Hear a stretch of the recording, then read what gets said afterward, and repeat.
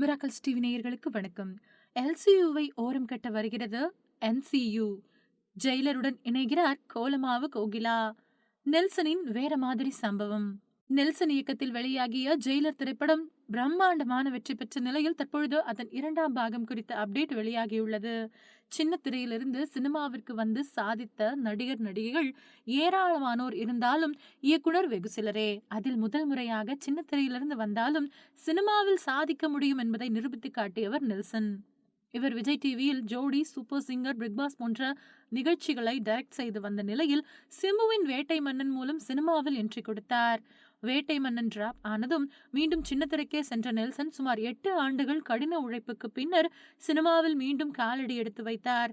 முதல் முயற்சி தோல்வியில் முடிந்தாலும் அதற்கெல்லாம் சேர்த்து வைத்து அவருக்கு கிடைத்த பரிசுதான் கோலமாவு கோகிலா. நயன்தாராவை கதையின் நாயகியாக வைத்து அவர் இயக்கிய முதல் படமான இது விமர்சன ரீதியாக மட்டுமின்றி வசூல் ரீதியாகவும் அமோக வரவேற்பை பெற்றது.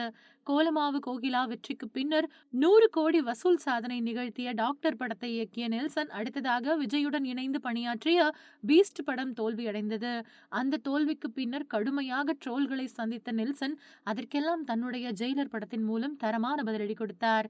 சூப்பர் ஸ்டாரை வைத்து செம்ம மாசாக அவர் இயக்கிய இப்படம் பாக்ஸ் ஆபீஸில் 650 கோடிக்கு மேல் வசூலை வாரி குவித்தது. ஜெயிலர் படத்தின் வெற்றிக்கு பின்னர் அடுத்ததாக கோலமாவு கோகிலா படத்தின் 2ஆம் பாகத்தை நெல்சன் இயக்க உள்ளதாக கூறப்பட்டு வந்த நிலையில் தற்பொழுது அப்படியே ரூட்டை மாற்றி ஜெயிலர் பக்கமே திரும்பியிருக்கிறார் நெல்சன். தற்பொழுது ஜெயிலர் 2ஆம் பாகத்திற்கான ஸ்கிரிப்ட் தயார் செய்யும் வேலைகளில் அவர் பிஸியாக இறங்கியிருக்கிறாராம். மேலும் இப்படத்தில் தன்னுடைய கோலமாவு கோகிலா படத்தின் நாயகி நயன்தாராவையும் நடிக்க வைக்க திட்டமிட்டுள்ளாராம்.